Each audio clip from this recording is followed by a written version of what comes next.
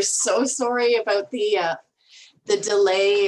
There was a few technical difficulties for people logging on, but thank you everyone for joining us, and welcome to the Georgian Fahey Center for Healthcare Innovation Grand Round on lessons learned from a year of virtual patient and public engagement in the COVID-19 pandemic.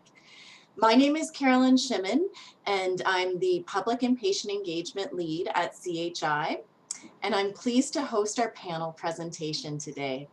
As attendees, your audio and video have been muted, but you can share any comments or questions throughout the presentation. And if you have questions for the panelists in the chat box, which our knowledge broker, Trish Roach, will be monitoring. A recording of this session will be available afterwards on our YouTube page, and auto transcription has been enabled for this session if you look at the bottom. I'd like to start off by perfect. I'd like to start off by acknowledging that here in Winnipeg, we are on Treaty 1 land, home of the Anishinaabe, Cree, Oji-Cree, Dakota, and Dene people, and homeland of the Métis Nation. In coming together today, we respect the treaties that were made on these territories. We acknowledge the harms and mistakes of the past. We recognize the ongoing present-day colonial violence that is faced by Indigenous peoples within healthcare, education, justice, child welfare, and government systems. And we dedicate ourselves to moving forward in partnership in a spirit of reconciliation, collaboration, and social justice. And in talking about patient and public engagement, Indigenous research methodologies are at the forefront. And so we should continue to look to Indigenous scholars, researchers, and communities. We also firmly believe that patient and public engagement must include a social justice and health equity lens. We have a group of wonderful panelists joining us today with various perspectives and experiences to share about the past year. This includes Angela Tessier, a member of CHI's Patient and Public Engagement Collaborative Partnership, a group of 13 diverse individuals who work alongside CHI to improve patient engagement and health research in Manitoba. We are also joined by Carrie Costello, Patient Engagement Coordinator with the Children's Hospital Research Institute of Manitoba, and her daughter, Emma Felices-Costello. We will then hear from Dr. Anna Chudyk, postdoctoral fellow with the College of Nursing at the University of Manitoba. And finally, Paula Orecklin, another member of our collaborative partnership.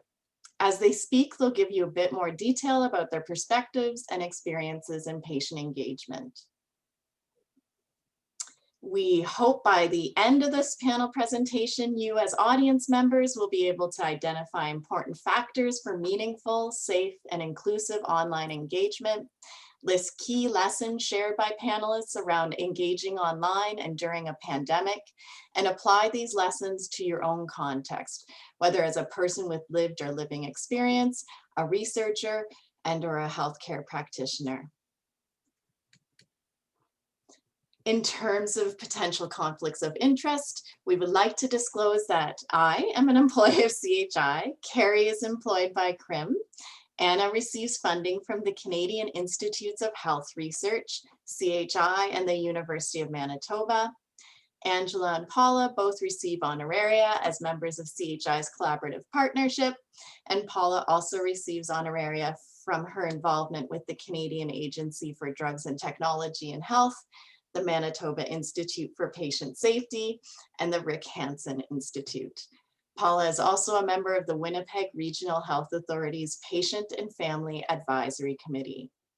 So without further ado, I'd like to turn it over to our first panelist, Angela Tessier. Angela, please take it away.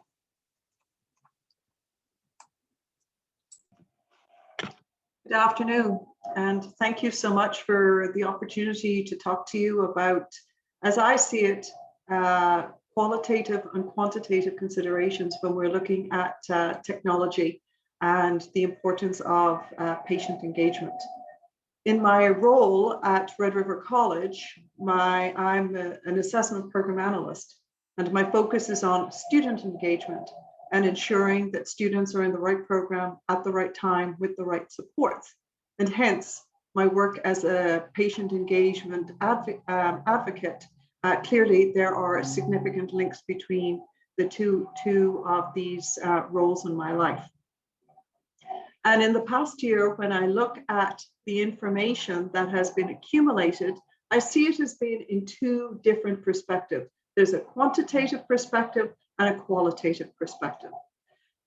However, what is absolutely critical when you're thinking about patient engagement is that the bedrock of all collaboration is trust. Trust between the patients and the researchers and patients.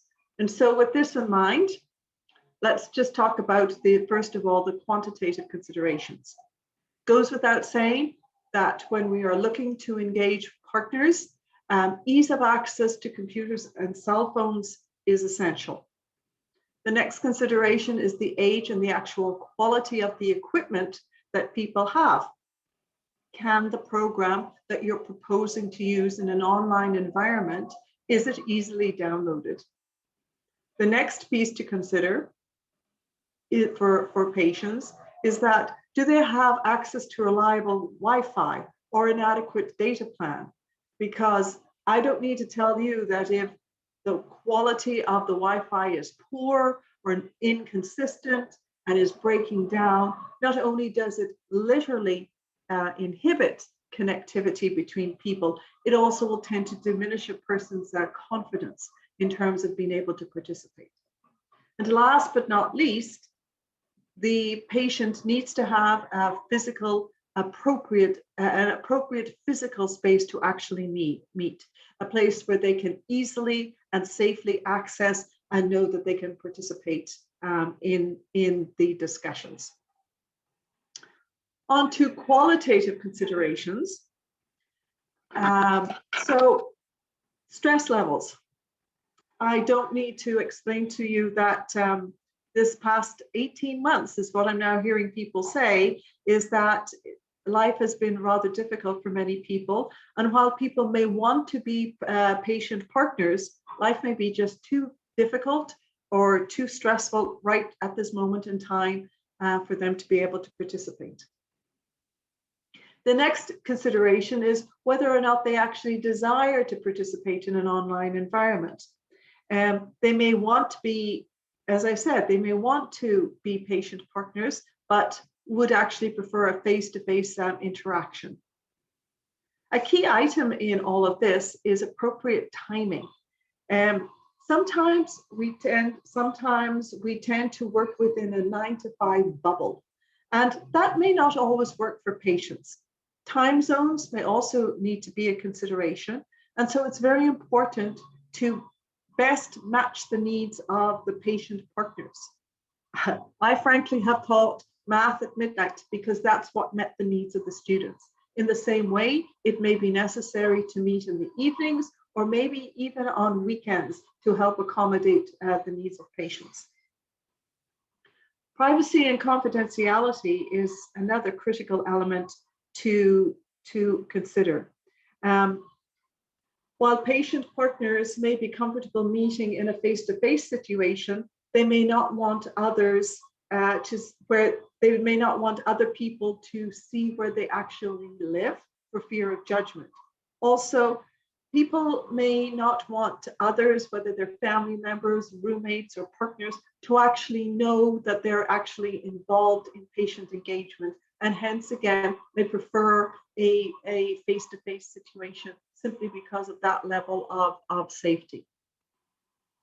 And last, but certainly not least, it's the whole issue of comfort using online programs.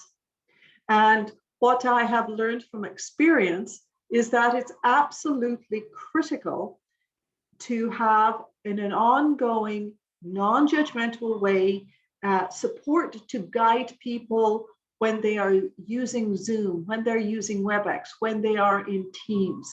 It's very, very, it will very much be a critical piece that will help people to be more comfortable, and it's like the final piece in the jigsaw puzzle for people. So this support needs to be ongoing. I've personal experience of this. Last year, I was involved in the fall with over 6 weeks, 6 consecutive weeks, meeting online with a large group of people, many of whom were seniors. And while the same information was given every single week, this was the piece that allowed people to be comfortable and confident and feeling well enough to be able to participate. Another option is to also consider to check in and see if there's a preferred program that your PE cohorts may prefer to use. We have Zoom, Teams, WebEx, but there maybe other people simply prefer to meet just on Google Meet. And whatever works with people is always the best. The other key consideration is also ensuring that this online environment is accessible to all. One last final point that I would like to reiterate is to ensure that there is an understanding of netiquette or meeting etiquette online. So again, to explain in a non-judgmental tone how to raise your hand, how to mute, how to use the chat features. And one interesting piece that I have particularly appreciated, having attended a number of conferences in the past couple of months online, is the interactive aspect of it. And to ensure that if you're doing polls, if you're doing strategies, again, explain to people what's going to be involved, tell them what they're going to be doing, etc., etc. Quantitative and qualitative aspects, the rest of my panelists will be able to explain and give personal information in terms of all of this. Thank you very much. Thank you so much for sharing such great insight, Angela, both on the qualitative and the quantitative aspects of engagement. I like that you particularly pointed out the importance of building trusting relationships, whether it's online or whether it's in person. The importance it's so important. And I know at CHI, we had a conversation the other day about the importance of just continuing to follow up with partners if you haven't heard from them in a while, or they've missed some meetings, because sometimes it might be just a barrier that's come up that you can work on together in order to get people involved. Our next panelist, the lovely Carrie, is going to elaborate more on online engagement and some of the lessons she's learned with regards to parents and youth online over the past year. Carrie, please take it away. Thank you. So I am a parent of 3 lovely daughters. My middle daughter loves hugs and music and Doc McStuffin, so I can sing you any of those songs if you really need a break from this. But she also has a profound intellectual disability and a seizure disorder. And that is one of the reasons I got involved in research in the first place. After 6 years and about 10 research projects and a job at the Child Bright Network as a parent liaison, I now work at the Children's Hospital Research Institute of Manitoba, and I work in patient engagement. So my job is to try and connect parents, caregivers, siblings, and the patients themselves, whether that's youth or children, to health research. And I will be honest, when I set out during the pandemic to start hosting meetings for parents and youth, I was really worried. There is normally about a 25% no-show whenever you host meetings for parents and youth because of the lives we live. And I was concerned that the pandemic was going to exacerbate that problem. But honestly, it didn't. I found that people actually came on a more regular basis, and I had less people miss meetings than before the pandemic. Just last month, I had a meeting with 6 youth invited, and every single one of them showed up ready to go on time. And it is also infinitely easier to schedule these meetings because there are no sports or theater or any other activities to interfere with scheduling said meeting. Now, I will be honest, personally, I prefer the difficulty of scheduling meetings to the lack of sports because I am one of those people that needs a ball to run after in order to enjoy exercising. So I would really like to get back to soccer as soon as possible. That being said, my largest issue with online meetings is the dual focusing that happens. I see it in myself and in other people. Some of it is impossible to avoid, like, you know, the interruptions of kids homeschooling or the internet shutting down or freezing or whatever. But much of it is us just being able to do it, and we think we can do it well. I know for myself, I'm in a meeting, my mind starts to wander, and then I might check my phone, look at an email, and before I know it, I realize that I haven't heard the last 5 minutes because I was answering that email. Okay, so quick poll, how many of you are doing that right now? How many of you have me on half the screen and something else on the other half? Be honest. Okay, we're not actually going to put up a poll, but it happens a lot. And yes, in my multitasking, I got that email answered, but at the expense of actually engaging and thinking about the interaction I was supposed to be a part of. What did I miss? So there's some things you can do to help with that, but it's also something we need to work on in ourselves, or at least I certainly do. Some tools to counteract that sort of mind wandering or moving away to something else. Sometimes switching from slides back to the face-to-face view that we have, or gallery view, speaker view, things like that. The changing of speakers does help. And the changing of the ways that you get feedback from the audience. So you can use different programs like a Jamboard or the chat or the Zoom whiteboard. Lots of different ideas in terms of just changing the way that people are interacting with you. One tip is just to make sure that you're asking questions that people need to respond to. Finding reasons that you actually need input from others, as opposed to sort of asking questions or putting up polls that won't change the conversation or the presentation at all. So I often now also get permission at meetings or before meetings in a one-on-one conversation to call on people one by one. And if the whole group is comfortable with that, it is a good way to make sure that everyone has a chance to give their opinion and contribute. Because in a virtual world, it's very hard to have natural conversations because we can't talk over each other. It feels like interrupting, it feels really rude. So it can get really messy. So having that mechanism to go, okay, did everybody get a chance to say what they wanted to say, is really helpful. And I always make it very clear that they can say, don't have anything to add, or I agree with Carolyn over there, so that nobody feels put on the spot, but it just gives them a little bit of space to get a word in. So, and one really important thing I have learned, and I will take with me after this pandemic, is the importance of building community. Since we miss that contact of walking by each other or getting coffee and you talk and you have a conversation about your dog or your kids or whatever it is, it's really hard to keep people connected. And it's that connection that really makes a team or really makes people comfortable, makes that trust. So some of the things that have happened is one youth advisory committee I know extends their meeting by half an hour and they play online board games together. That could be Board Game Arena or Jackbox or anything, just something so that they're engaging in a different way.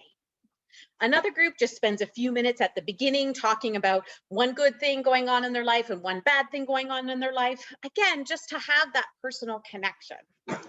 It can be much harder to build community when you are meeting virtually and you can't have that quick check-in or chat or something, and you can't really see what's happening in everyone's space. And I do have to admit, I will be bringing much of the lessons about the importance of being deliberate about building community back to my in-person groups, because I'm not sure who I missed in the building of community prior to that pandemic, and now that I have to be so careful and deliberate about it. So that's one of the lessons that I will be bringing back with me. Thank you. Thank you so much, Carrie, for these amazing tips. Oh my goodness. It's so the building community part.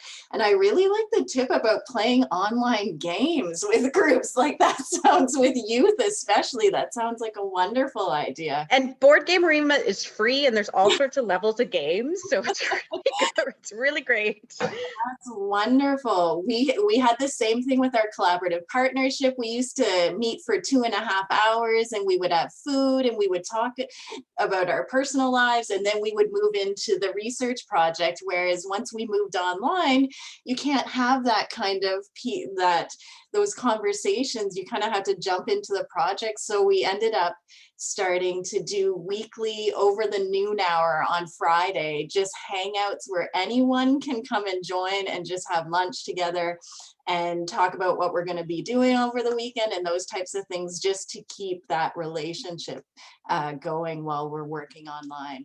Oh, those are great tips, Carrie. Thank you so much. We're going to move on to our next speaker.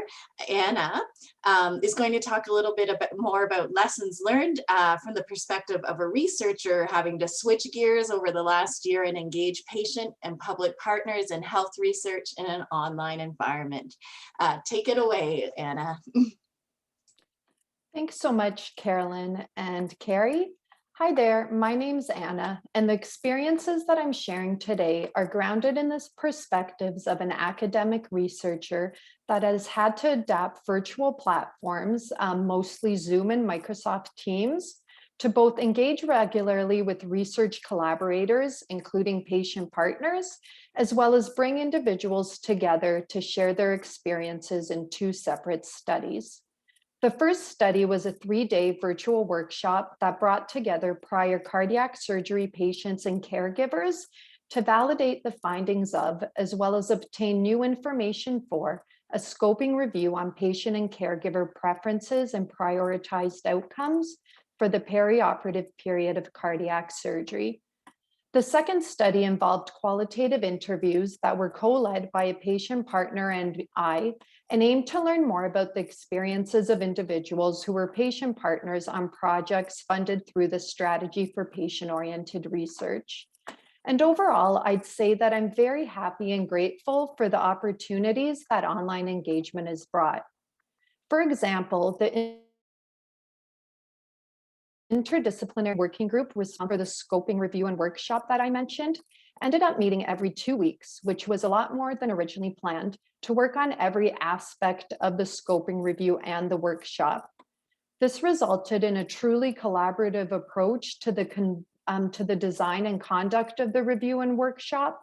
And it really helped us in developing a tight bond with each other because we had those increased opportunities to interact and create something together. And for the 3-day virtual workshop, online engagement also supported the ready participation of people who lived both within as well as outside of Winnipeg. This allowed us to gather a wider range of perspectives in one room than perhaps would have been possible had we done the workshop in person. Online engagement also supported us in breaking up the workshop over multiple days, both to reduce participant fatigue, as well as give individuals time to reflect on and integrate the content that was covered in one day before moving on to the next day. Finally, and switching gears a little, conducting our qualitative interviews virtually supported us in hearing from individuals from across the country, not only during the interviews themselves, but also the follow-up focus group that we will hold to ensure our accurate analyses of the information that they shared with us.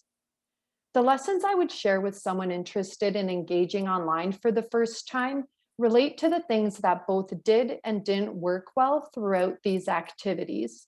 I would definitely say that it took a lot more time to plan these activities than I think it would have had they occurred in person. And the main reason for this was the extra time it took us to plan and account for the quantitative and qualitative technology considerations that were outlined so well by Angela. And within this planning, a key thing to remember is that it's important to not only try to anticipate the tech-related needs of potential participants, but you also need to make the time to ask individuals about what these needs may be.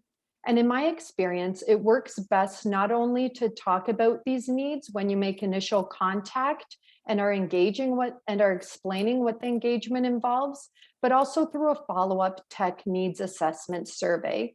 Something else that we did that took up extra time, but was well worth it, was to put together clear instructions for the tech skills that were needed to successfully engage. And for the multiple day cardiac workshop, we also arranged an optional group session ahead of the actual workshop, where individuals had the opportunity to log on, meet each other, and then also engage in activities that allowed them to establish that they possess the required skills needed to comfortably participate.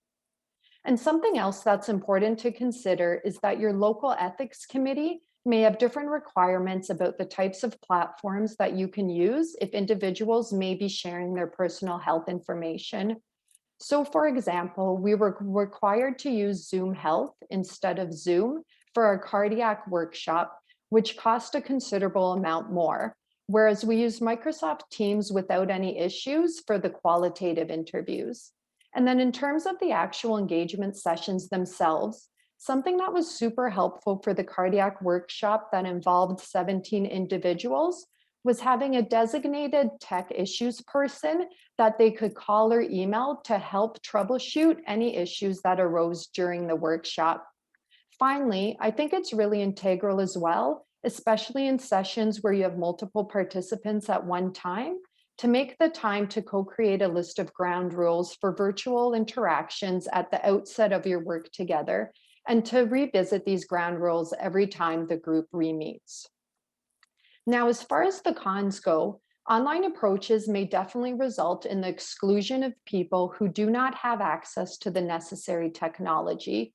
Now, no one told us that they could not participate as a co-researcher or participant in either study due to not having the required technology or due to being uncomfortable with actually logging on online, but that's not to say that wasn't the case.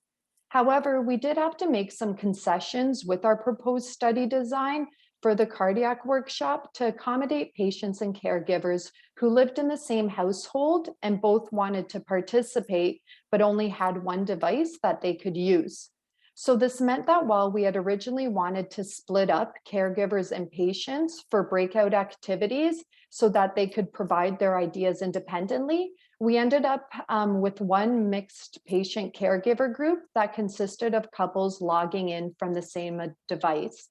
And again, we were able to capture this because we put in the time to the front end, both to think through the logistics of everything that we wanted to do, and then to check in with the individuals who were taking part to ensure whether or not they were able to partake in the activities as we had planned, and then to pivot in cases where this wasn't possible. And finally, and as already touched upon by Carrie, the online setting made it harder to initially build up familiarity and cohesion among individuals because we couldn't, for example, offer them a chance to interact and get to know each other informally, such as over snacks or lunch. But to compensate for this, we built in extra icebreaker activities and opportunities for people to get to know each other through more unstructured sharing of their different experiences. So in sum, I'd say that virtual engagement presents lots of opportunities to bring together people more frequently, as well as from greater geographic distances than perhaps would be possible with in-person engagement. However, it definitely requires a lot of extra thought and planning in order to ensure that the engagement is accessible, as well as a safe and collegial environment for everyone. Thank you so much, Anna, for sharing your insight. I love the idea of having a designated tech person or for members who can contact during the meeting and make sure if they're having any difficulty, someone that's there that they can touch base with. That's great. And the ongoing checking in with people around technology as well. I know one thing at CHI, we recently learned for partners who are unable to access technology, we've started partnering with different organizations in the community and booking a room with a computer in those organizations so that people with lived experience can go and use it to join online, which has helped. It's been a lifesaver. So thanks to community organizations.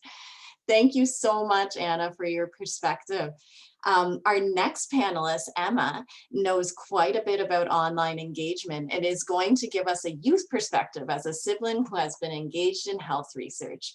Emma, take it away. Hello, my name is Emma. I'm 13 years old, and I'm a sibling of a child with disabilities. My sister, Ale, has a profound intellectual disability and a seizure disorder. Because of this, Ale cannot speak in a language we can understand. I've been involved in many research projects because of her. As well, I have allergies, so I've been involved in projects because of that. Most of my involvement in research has been during the pandemic, partially because of convenience and partially because of interest. During the pandemic, I've been both a participant and partner in research studies. With all my projects, one of my largest problems has been miscommunication. When on a Zoom call, you can't read the room like you would in person. This means others cannot tell nearly as well when someone is uncomfortable with the situation. As a youth, I'm sometimes put into uncomfortable situations. It's inevitable. But because it is online, I feel that I can't say so, especially in the presence of adults. For example, during a project with youth and adults as partners, I was uncomfortable because I felt that even though the majority of partners were youth, the adults were the only ones being heard. I think this was an accident because of the different environment the researchers couldn't tell that some of us were uncomfortable. If it weren't for the pandemic, I think the researchers would be able to see and intervene. Or maybe not, but we'll never know. However, there's still good things that have come from the pandemic. I would have to turn down participation in many more projects if they were in person. I have other involvements that would make it difficult to make it to the sessions. Because I can do this from my home, I can easily join the session immediately after homework or dance. As well, times can be a little bit more flexible. Often, when engaging in research projects in person, they would be during normal work hours, so I would have to listen to school. However, now that they are online, researchers don't need to be in their offices to see us, so they often schedule meetings outside of school hours so I don't have to miss as much school. Because of all these opportunities, I've been way more interested in research. I do have one major suggestion for research, especially during the pandemic. I've been in many projects where youth were speaking last. Because of this, we often get less of the participants' attention, and we sometimes must shorten our presentations because others have gone over time.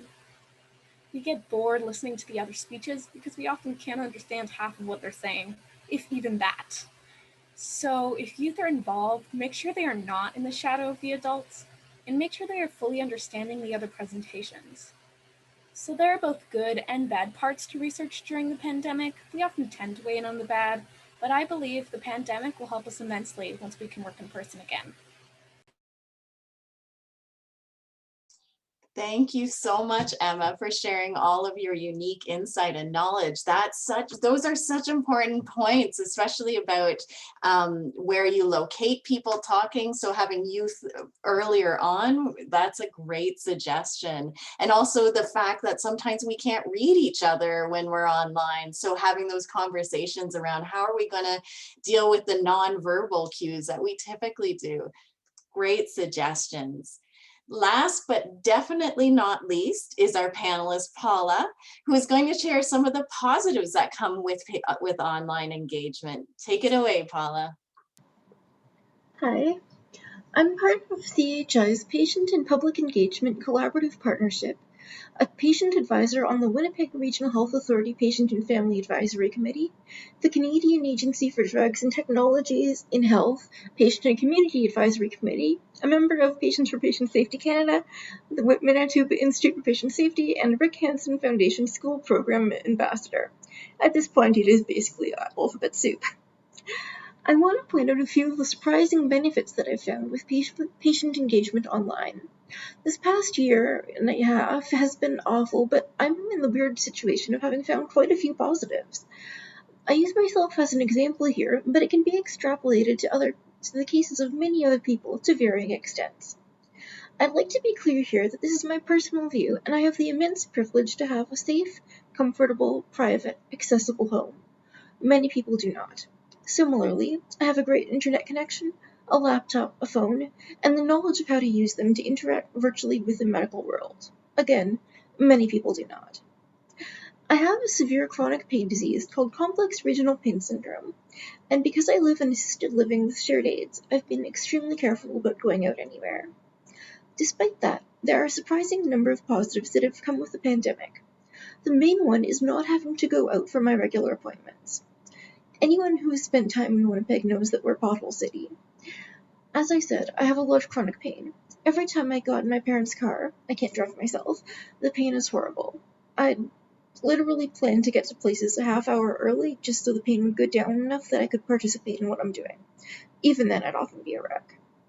Just by not doing those drives, I've been able to think, participate, and generally enjoy things more than the before times. My as-needed pain medication usage is down significantly.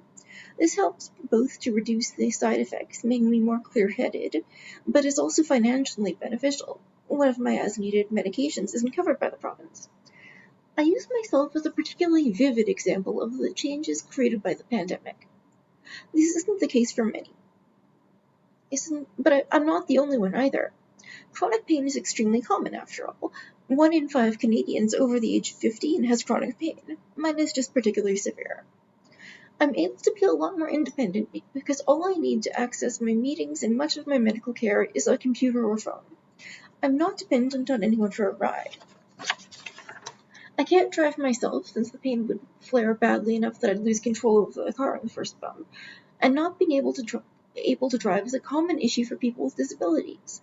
Virtual meetings that you aren't beholden to handy transit for a ride, which is based on priority. And patient engagement work isn't likely to be considered that high a priority for rides. I'm able to experience more too. For example, some conferences are offering patient scholarships to their virtual events. This does mean that time zones can be a problem, but that's another issue. I've been able to take part in a lot more activities. Without the pain of the roads, I can do more, think more clearly, use less medication, but mostly it's that I can take on more roles, hence the alphabet soup. I can finally do things that I want to do without the pain being the only consideration that really matters. I feel a lot more prepared and more likely to put myself forward in new organizations when I know that I can take the meetings while resting my leg. When I'm in really bad shape, I can even just sit in my bed because it supports my leg so well.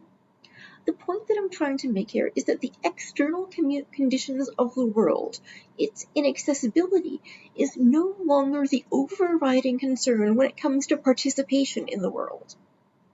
The home that you have at least some ability to change becomes your controlling environment. Even if people don't have that much control over it, people often do have the ability to say, put the painful leg up on a pillow, which they can't necessarily do at the office. It's that kind of difference that in comfort levels that I'm addressing here. I just want to bring up a few personal effects on patients that aren't really visible to anyone. For those who subscribe to the social model of disability, if you are one of the lucky few who has a fully accessible home, some, but definitely not all, of the problems of having a disability can be put to the side a little. Accessibility on the outside is no longer the sole focus of whether or not you can engage in activities. Now I can focus on if I want to be part of an organization or participate in a study, not if I can be there. However, I want to be very clear that I do not dismiss the negative issues of working at home in any way. For some people, home is absolutely less accessible, comfortable, or even just plain safe than the workplace. I can only offer my own personal perspective as a patient advisor, though. I just want to be clear that I don't dismiss anything. But then there are also some really weird benefits that no one, very much including myself, would consider ever. Like, one side of my medications is a really terrible memory for names and faces. It's bad. But now on Teams and Zoom, participants always have name labels. It's fantastic. And plenty of people have poor memories, disabled or no. When it comes to public speaking, like today, for example, many people aren't very comfortable. But there's a very different feel in taking what seems like another video call, even when you know it's being streamed to an audience or has a lot of people watching. It's very different from being on a stage, in front of a whole room. I hope that makes some people a lot more confident in bringing up their concerns.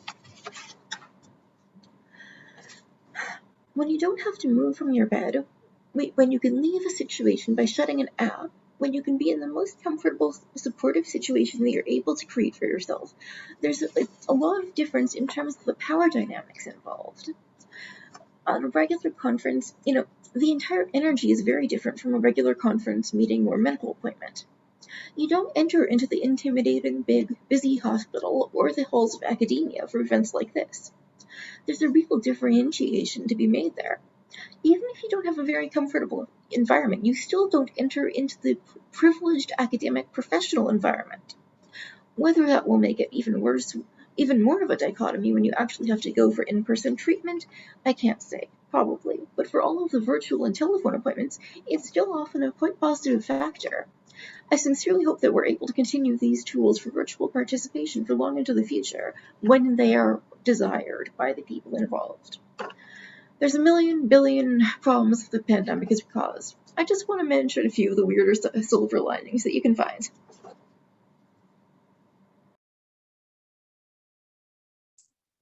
Thank you so much, Paula, for sharing your valuable experiential knowledge. Those are really good points. And I know it's something that I've heard from some of our other partners as well. The hope that post-pandemic, there's still a variety of different ways to engage, including online engagement options and opportunities to continue in order to ensure that all voices and perspectives are being heard. And it's important to understand that just as online engagement may exclude those who don't have access to technology, in-person engagement may exclude those unable to be present in person for a variety of reasons, whether it's accessible spaces, transportation, caregiving commitments, geography, health and well-being, all of these different things. Those are amazing points, Paula. I'd like to thank all of our amazing panelists so much for sharing your perspectives, experiences, and thoughts around engaging virtually during the pandemic. We'd now like to open it up to questions and comments from the audience. Trish, are there ones in the chat box you see? Right. So yeah, you are welcome to share. Some people have been commenting already in the chat box. You're welcome to share any questions you have there. You are all muted, but if you'd like to be unmuted and ask your question or make a comment directly, please use the raise hand feature. So if you click on participants, you should be able to raise your hand there, and then I can unmute you. But so one question is, and it's not for anyone specifically, so maybe somebody can volunteer. Which of these lessons are important to carry forward as you move back into in-person engagement activities? I know Carrie and Paula touched on this. Does anyone have anything to add about what we need to bring back to in-person?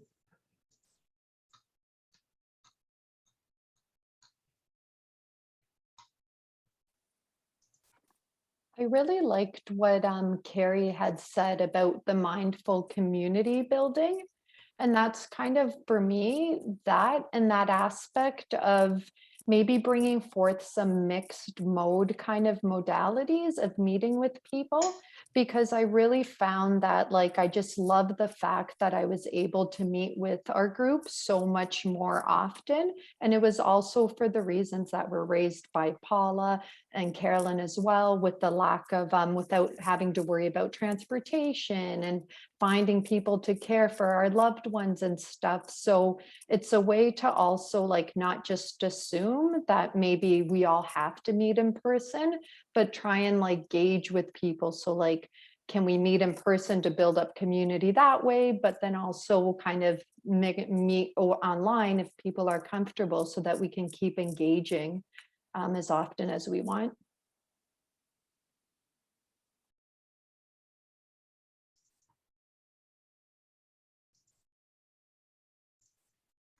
For sure. Jennifer Pertuger asks, she says, thanks to all for a fantastic presentation and raising on some novel points. Can you speak to additional ways to build communities and engage virtually, specifically with youth? Maybe Carrie can speak to this. Yeah, I can start, but Emma, jump in at any time. If you have some thoughts at this, please interrupt me. So in my experience, I tend to separate youth and adults as much as I can. Sometimes we'll come together at the beginning of a meeting and do a presentation so that everyone's coming from the same groundwork. But then for actual conversation, I always break out into separate rooms because I have found that the ways that they engage are definitely different. in one of the groups that I have worked with the Child Bright Youth Advisory panel, they like Jamboard. They love it. It's a little post-it note. You can draw on it. You can put post-it notes up. They love that platform.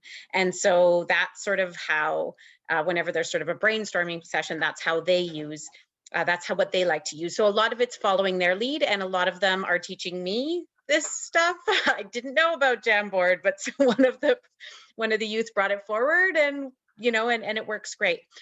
So a lot of it's that, but really, again, using some of those things that happen. I mean, youth play games on their phones together. They play, so using some of those techniques to build that community into your, I mean, a lot of it depends on how much time you have and how much time you can spend together, but building some of those ideas into your, so Jackbox is, a little game that you just answer miscellaneous strange questions, so like sort of just building that kind of thing in.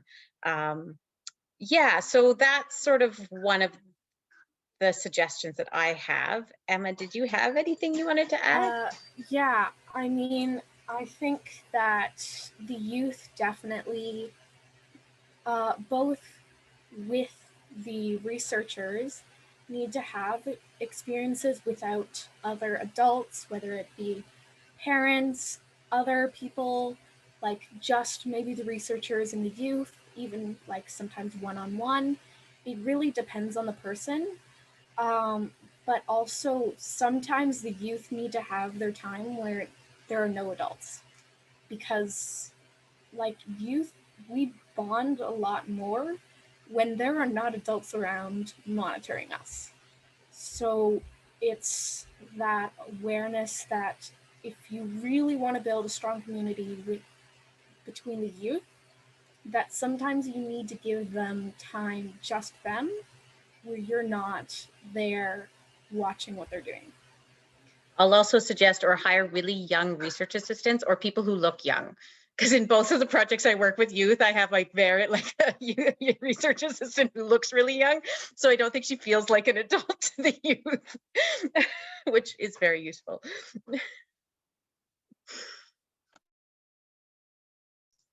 Oh my gosh, that's fantastic tips.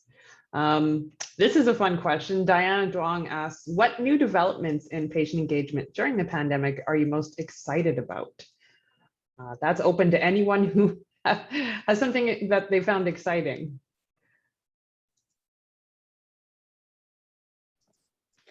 I think it's just the learning that we've all sort of had to do, we now all have. So it used to be weird for people to plan virtual things, and now planning a project where there's 3 virtual a year and 1 in person is totally normal to everybody.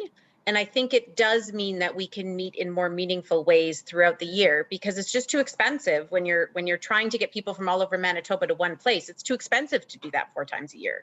Like, it's just not reasonable for the time it takes people to get to Winnipeg from wherever to ask them to do that. But to do that once a year, but then to meet for 3 other meetings online or via the phone, you've created that community, you know each other a little bit, you've created that trust, and now you can go virtual for 3 meetings and then come for a big in person. So I think it really creates some great ways that people can engage in different ways. So that's what I'm most excited about. I agree with you quite a bit.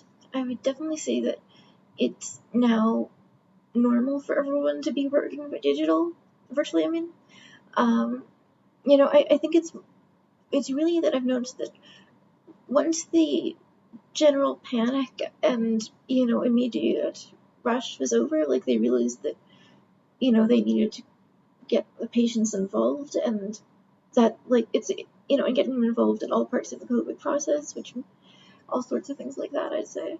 And in terms of moving forward, I think it's just this normalization of virtual work for everyone, and that everyone is understanding now, and it's like, what, we can all just work at home and be as comfortable as possible, and and like they're realizing that does in fact give you good work just as much or more than being in person.